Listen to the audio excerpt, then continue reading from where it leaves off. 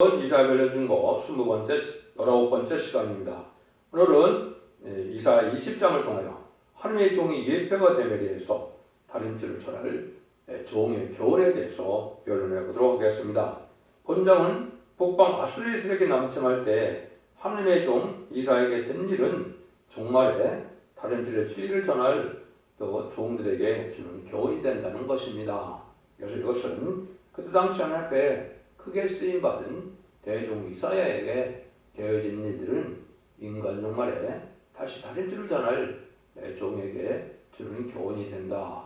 이사야 성경 자체가 심판의 기준이 되는 다림질의 교훈이라고 볼 수 있거든요.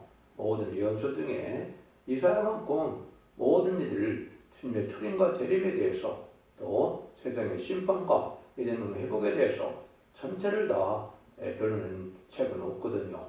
그래서 이것이 심판의 변론이 되는 심판의 기준이 되는 책인데 이걸 전할 대종에게 되어진 일은 인간 동안에 이제 마지막 다시의 사명자가 진리의 심판의 단체를 전할 종에게 주는 교훈이다. 이렇게 보시면 하나님께서 하시고자 하는 말씀을 우리가 알게 되는 것입니다.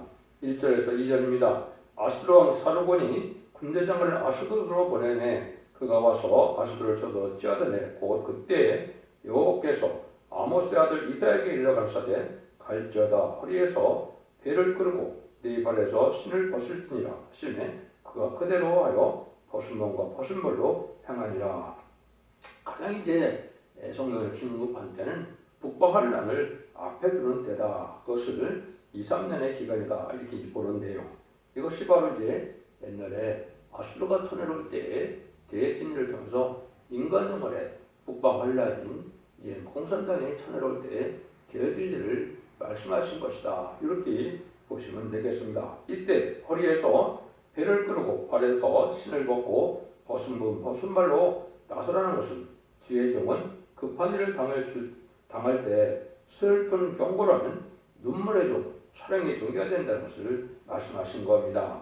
심판의 뱀트레지를 받은 이사야에게 하나님께서 그때 그 북방 아수르가 내려오는 혼란이 있었는데 이사야가 보고 나가서 복음을 전하되 신을 신지 말고 맨발을 벗고 좋은 옷을 입지 말고 남는 옷을 입고 나가서 복음을 전하게 했던 것입니다. 이것은 하나님께서 사랑하시는 종이고 또 큰 종 이사야에게 맨발 벗고는 누더기 옷을 입고 나가서 그러는 것은 남을 살리기 위해서는 이제 고생을 무릅쓰고 수치를 무릅쓰고 나가면 된다는 것이며 자기 의신을 세우지 말고 자기 안락을 도모하지 말라는 것이니 의신을 세우고 안락을 도모하는 자가 도모하는 자가 되면 안 된다 이 말입니다. 의심 체면을 생각하지 말고 절대적인 수치를 무릅쓰고 이제는 몇십 전대 수치를 무릅쓰고 사명을 감당하라는 교훈이다 이렇게 볼 수 있는 것이죠. 그래서 이것은 1차적으로는 한국의 남북전쟁을 뜻하는데 이것이 심히 임박한 때다 이렇게 보여집니다. 어쩌면 흠내라는 생각도 드는데요. 그 다음에는 이제 또 어떤 일이 있겠습니까? 전선이 끝나면 3, 4세기대전이 되는데 그 전에 또 3, 4세기 일어나기 전에 1300년반의 역사의 종이다. 그 종에게 또한 이러한 사명을 준 것이다. 이렇게 볼 수가 있겠지요. 원래 이제 아마겟도냐 경국에서 오는 것이 아니기 때문에 그는 심판의 대상자가 되고 멸망의 대상자가 되는 자들에게 호련히 멸망이 임하는 마지막 적이니까 그때는 이제 해당이 될 수 없겠지만은 이것은 남북전쟁과 3, 4세기되는 경고 때에 이제 그 교훈을 받을 수 있는 말씀이다. 이렇게 보시는 것이 합당할 것입니다. 3절입니다. 여호와께서 가라사대 나의 종 이사야가 3년 동안 벗은 몸 벗은 발로 하여하여 액과 구슬에 대어 이입되어 기적이 되게 되었느니라. 하나님께서는 심판에 대한 줄을 받아 기록한 대종을 3년간 인간의 수치스러운 생활을 하면서 북방서에게 올 때에 될 표적과 기적이 되게 하였는데요. 이게 이제 무슨 말이겠습니까? 이 말씀을 잘 참고해보면 북방의 혼란이 내려오는 때는 마지막 때니 우리에게 교훈이 되는 것인데 3년 동안이나 맨발로 다니고 또 옷도 입지 않고 다니는 것이 얼마나 어렵겠습니까?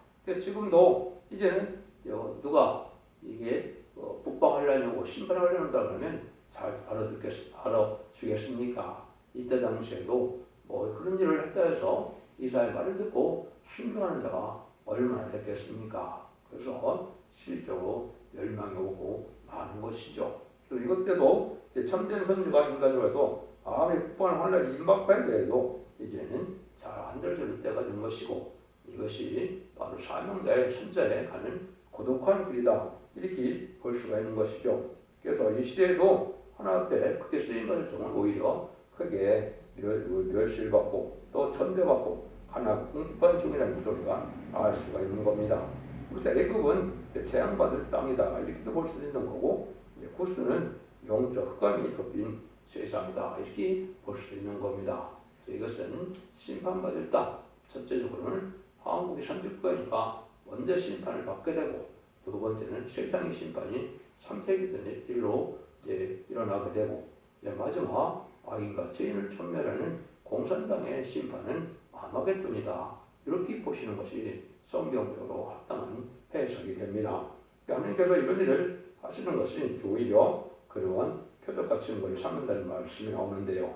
4절 5절입니다. 이와 같이 애굽의 포로와 구스와 사로잡힌 자가 아수르 왕에 끌려갈 때 젊은 자나 늙은 자가 다 벗은 보름물로 볼까지 뜯어내어 애굽의 수치를 보이더니 그들이 그 파라던 구스를 자랑하던 애굽을 인하여 놀라고 부끄러워할 것이라. 경고의 말씀을 듣지 않는 백성들이 북방들에게 잡혀갈 때 이와 같이 수치로운 광경이 있게 된다. 이것은 지금 이사야에게 먼저 백성들에게 대질 일을 보여준 거다, 이 말이죠. 그러니까 참으로 이게 하나님이 경고도 하시면서 그 경고라는 건 이런 식으로 너희들이 포로로 잡혀가서 결국은 수치를 당하게 된다, 이걸 지금 경고했던 것이다, 이 말이거든요. 그래서 그때 당시에도 북방아수가 내려와서 온 땅 이스라엘 백성들 포로로 잡아갈 때 왼발 벗고 벌거벗고 불러갔다, 이 말이 불려갔다, 이 말이 붙들어갔다, 이 말이거든요. 환난 가운데 남을 구원받는 백성은 바로 이런 징조를 이미 보여준 것처럼 이렇게 하나님의 종에게는 미리 되어지기를 알게 하는 그런 일이다, 이렇게도 볼 수 있는 것이죠.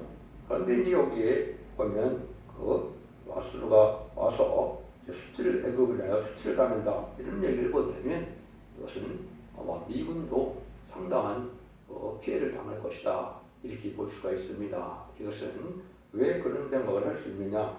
우리가 이 시대에 무기가 발달되고 그런 것은 사실이지만은, 그러나 북한에는 비대칭 전략이 있거든요. 불법 무기거든요.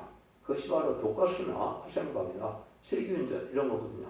그건 사실 당할 수가 없거든요. 그런 부분에서 또한 그렇고 땅굴을 통해서 또 포로 전략을 세울 것이 분명합니다. 북한은 주로 남한의 미군 추진지를 중심으로 전쟁을 일으킬 생각을 하고 땅굴을 파고 모든 전쟁 준비를 했을 거라고 생각이 듭니다. 그래서 그런 일들로 이렇게 이제 수치를 당하는 일이 불갑을 나오게 될 것이다, 이렇게 볼 수가 있습니다. 그래서 이런 일들이 이제 아주 심히 임박한 때에 우리가 살고 있다. 물론 3차 세계대전이야 몇 년 남았겠지만은 이제 북방을 남북 전쟁은 심히 임박한 때다. 성경적으로 보면 그렇게 볼 수밖에 없는 때가 온 겁니다. 이런 일들이 이제 성경이 여기만 말씀드리는 것이 아니라 여러 군데 예언이 되어 있기 때문에 그거를 종합적으로 판단해 보면 그렇게 볼 수 있다, 이 말이거든요. 첫 번째 이제 나홈서 2장에 보면 붉은 군대가 천내를 온다, 이렇게 되어 있죠. 아주 빠른 군대가 천내를 와서 그때 하나님께서는 이제 정견들을 생각하면서 막을 것을 예비한다 그러는데, 이것은 바로 대표적인 하나님 쓰는 종이 기도랑으로 창권자의 도움으로 이제 북진 멸국 분할을 부려진 거거든요. 그때 보면 많은 자들이 왕까지 붙들려간다, 이렇게 예언이 되어 있거든요. 이런 거로 본다면 이제 상당히 한국에 이제는 시장, 도지사, 군수 이런 사람들과 해당이 되는데 대통령 해당되는 것은 아니겠죠. 이런 자들이 피해를 당할 가능성이 많이 있지요. 그래서 이것을 우리가 볼 수가 있고, 그 다음에는 이제 나홈서 이전에서는 자국이라는 환란이다. 이등성과 같은 그런 나라가 아주 황무하게 되었다. 그러나 얼마 지금 잘 발전되어 있습니까? 상당한 피해가 있을 것을 또 보여줬다, 이렇게 볼 수 있거든요. 주님께서도 마태복음 24장 21절에 보면 창세기에 보면 환란이 온다 그랬거든요. 그것도 육적 유전에 해당되는 말이 아닙니다. 이것은 한국의 선지국가가 한국이기 때문에 한국에 대한 말씀이다. 이렇게 볼 수 있는 겁니다. 그래서 이런 일들이 이제 종합적으로 이루어질 때가 됐다. 이렇게 볼 수가 있거든요. 그럼 이런 일들이 이제는 자고에 없는 환란이 심판의 환란으로 온 것을 뜻했는데 합당치 않은 자는 회개치 않은 자는 이제 망하게 되는 것이죠. 한국과 육조 이스라엘 관계는 제가 여러 번 말씀드렸지만 간단히만 한번 말씀드려보면 마태복음 21장 19절에 보면 예수님이 철일은 무화과나무를 저주하여 영원히 열매를 맺지 못하게 하고 했죠. 이것은 뭐를 뜻했습니까? 미리 주님께서는 성경들의 예언대로 메시아로 그리스도로 이 땅에 왔지만 자기 백성은 자기를 영접하지 않는 것을 미리 알고 계셨죠. 그 내용이 이제 요한복음 1장 보면 장로 명확하죠. 생명의 빛으로 참빛으로 왔지만 자기 땅에 오셨는데 자기 백성들은 어둠을 사랑함으로 자기를 영접하지 아니한다. 이렇게 되어 있죠. 그것이 이제 우연이 된 일이 아니라는 거죠. 시편 118편 22절 20편들 23절에 보면 건축자의 분들이 보통의 머리들이 되었는데 그것이 너희들에게는 이상하지만 하나님은 이미 작정된 일이다. 하나님은 그렇게 하시기로 되어 있다. 이 말이죠. 이것을 이제 주님께서 마태복음 21장에 잘 설명을 하셨죠. 그래서 마태복음 21장에 포도원을 실어줬는데 그 포도원을 맡은 농부들이 종들을 때리고 죽이고 그래서 다시 아들을 보내는데 아들을 포도원 밖에 죽였다고 그랬죠. 이것이 바로 예수님이 왕복권을 하러 오셨는데 왕복으로 오신 예수님을 십자가에 못 박혀 죽인 일이 되지요. 그것이 바로 건축자의 버림들이 되어 있는 것이죠. 그래서 주님이 그거를 잘 설명을 하시죠. 43절, 44절에 보면 이제는 그래서 너희는 그 하나님의 나라를 빼앗기고 열매 맺는 다른 백성이 받게 된다 그랬죠. 열매 맺는 다른 백성이 바로 한국이 인간들만의 이 선지부가 된 것을 말씀하신 것입니다. 그럼 왜 그렇게 또 해석을 해야만 되느냐? 모든 성경은 동방 땅 끝에 해돋는 날에서 새로운 역사인 동방 역사, 세일 역사를 통하여 세상을 심판하고 인류를 회복시킬 것을 말씀하셨는데 거기에 그게 해당이 됩니다. 그래서 마태복음 24장에 보면 인간 정말에 대해서 쭉 얘기를 하시고 이것은 1차 세계대전과 6.25 제7연합과 베트남 전쟁 같은 것을 예언한 것입니다. 역시 20세기에 기독교 종말, 인간 정말 폐지를 말씀하셔서 주님은 재난의 시작이라고 그랬죠. 그런데 천국 복음이 땅 끝에 들어지면 끝이 온다. 마태복음 24장 14절에 말씀하셨죠. 그러고 나서 이제 장수로 환란이 오는데 뭐라고 예수님이 그러십니까? 예수님께서 무화과나무의 비유를 배우라 이렇게 말씀을 하시죠. 그 무화과나무의 비유가 바로 뭐겠습니까? 무화과나무가 잎이 나고 가지가 나면 때가 이르는데 그것은 바로 인자가 문 앞에 있는 줄 알고 너희들은 머리를 들고 각성을 받으려는 거죠. 이것이 바로 재림의 때가 가까웠는데 첫 번째 무화과나무와 무화과가 낯이 난다 이 말이죠. 저주받던 무화과나무가 다시 잎이 나고 가지가 난다 이 말입니다.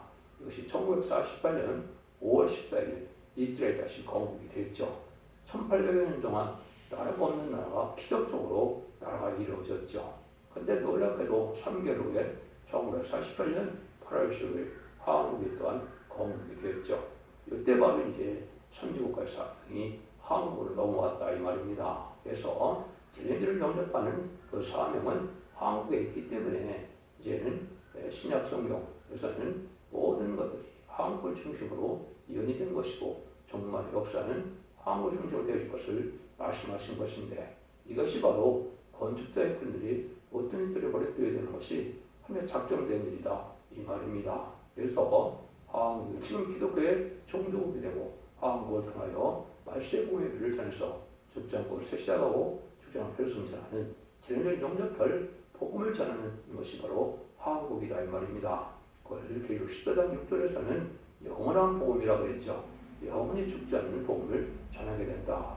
이사 40장 9절에서는 그를 아름다운 축제라고 해서 죽지 않고 쇠시하고 별승전하는 이런 말세의 복음의 비밀을 한국에 전하게 돼서 역시 온천에 전하는 때가 바로 전선년반이고 그 전선년반 동안에 전하고 난 다음에는 그 별론대로 알과 측정이 가려진다. 그 복음에 순종하고 다른 자들은 알고게 되어서 이 보호받기도 하고 또 이제 인을 맞아서 변성천하여 공동을 예수님을 영접하기도 하지만 이때 순종천하들은 후삼전만에 빠져서 짐승의 표를 받게 되고 짐승의 표를 받은 자들은 대접장의 기름을 받고 아마겟돈 때 전멸당한 것이 심판의 방법이고 그래서 재창조가 되어서 이제 눈을 회복식으로 1000년 동안 그리스도가 왕으로 탄다.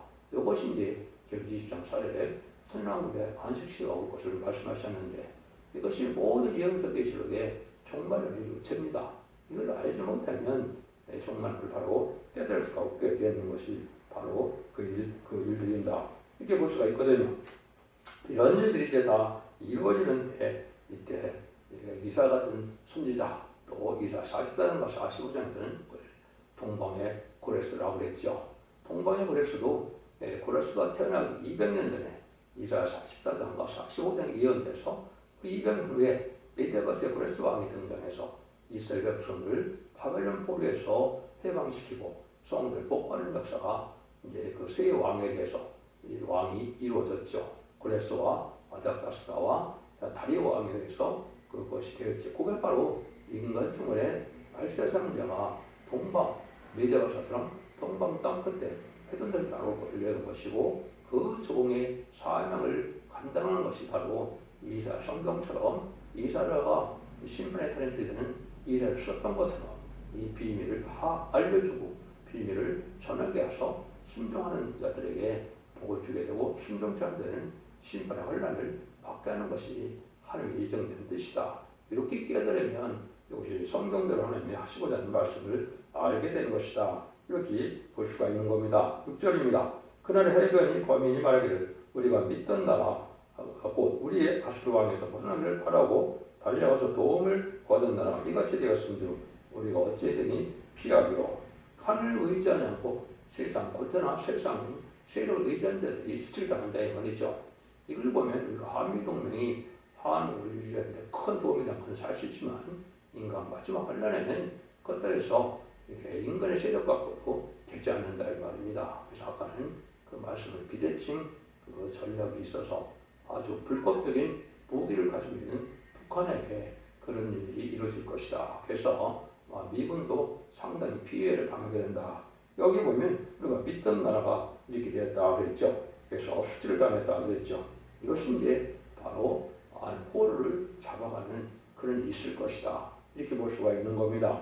그래서 이때는 하나님의 사람이 나타나서 기도함으로 천군 천사가 다 해결해 주는 거기 때문에 이때는 합당치 않은 자들은 멸망을 당할 수밖에 없기 때문에 이걸 심판의 환란이다 그러는 겁니다. 그래서 합당치 않은 자들이 멸망할 때한 것이 인간 종말의 환란인데 이것이 북방 환란이다. 그래서 이것이 이제 한국적으로 우리에게 닥칠 날이 막한 때다. 이게 이제 보는 것이 모든 연이 성취된 지금의 대결일이다. 이렇게 볼 수가 있습니다. 이때 하나님께서 들어서는 종들에게는 바로 이렇게 어려움을 겪어도 하나님의 사명을 감당하기 위해서 이제는 많은 어려움을 겪게 된다. 성경을 전체적으로 보면 하나님의 크게 쓰임받는 말세 사명자는 이제 야곱의 시련, 야곱도 상당한 시련 기간 동안 집에서 형한테 쫓겨나서 많은 어려움을 겪어서 그걸 이스라엘에서 이스라엘 백성들을 이뤘죠. 또 요셉의 환란, 요셉도 형제들에게 미움을 받아서 애굽에 팔려가서 많은 고생 끝에 애굽의 총리가 되었죠. 또 이런 걸 보면 또 다윗의 고난, 다윗은 어떻게 했습니까? 말자들로 이제 왕의 기름 부음을 받고 난 다음에는 하찮은 고생을 많이 당했죠. 7년 동안이나 쫓겨다니는 길은 신사가 됐고 결국은 이제 골리앗을 물리침으로 이스라엘 왕이 되는 그런 이거 놀라운 역사가 있었죠. 이것이 인간의 다윗 왕국인 천황을 건드릴 종들에게 될 일이다. 이렇게 볼 수 있는 겁니다. 그러기 위해서는 욥의 인내를 배우라고 했죠. 욥도 얼마나 내가 된 축복을 받기까지는 얼마나 어려움을 겪었습니까?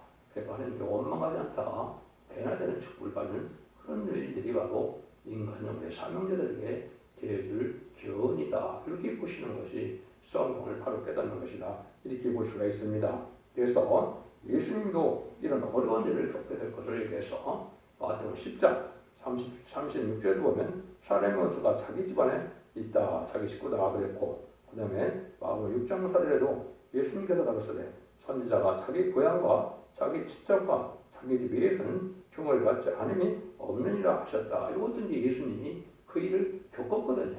자기 육적인 형제들 자기를 안 믿어줬고 그 마을이나 그 고향이나 다 예수님을 배척하는 일이 벌어졌죠. 이것이 바로 참된 선지가 가는 길이고, 참된 선지는 다시의 사명자, 말세의 사명자가 돼서 인마리 13만 4천 명을 뜻하게 되는데, 이것을 대표적으로 11장에는 두 증인이다 이렇게 말씀하는 것이죠.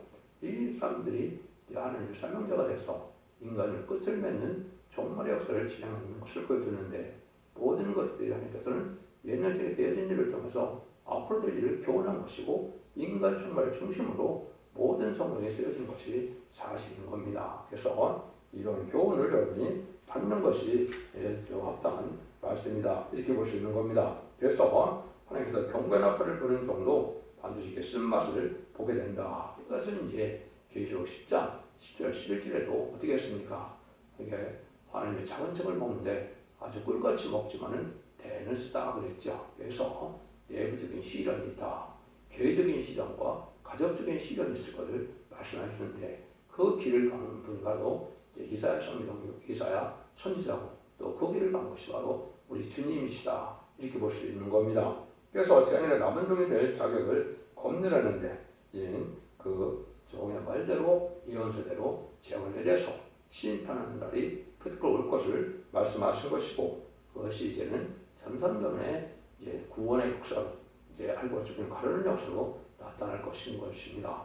여러분들이 이 이사야 성경을 잘 분별해서 잘 보시고 이 말씀대로 종말의 역사가 진행돼서 분명히 이제 심판이 오고 새 시대가 오는 것을 여러분의 믿음으로 이제 여러분들에게 하나님의 축복이 마음으로 영혼간의 구원을 받고 자손 만대의 축복을 받고 제 가족적인 축복으로 세세왕권을 주부리는 복된 종들과 성도님들 다 되시기를 예수님으로 간절히 축원드립니다. 아멘.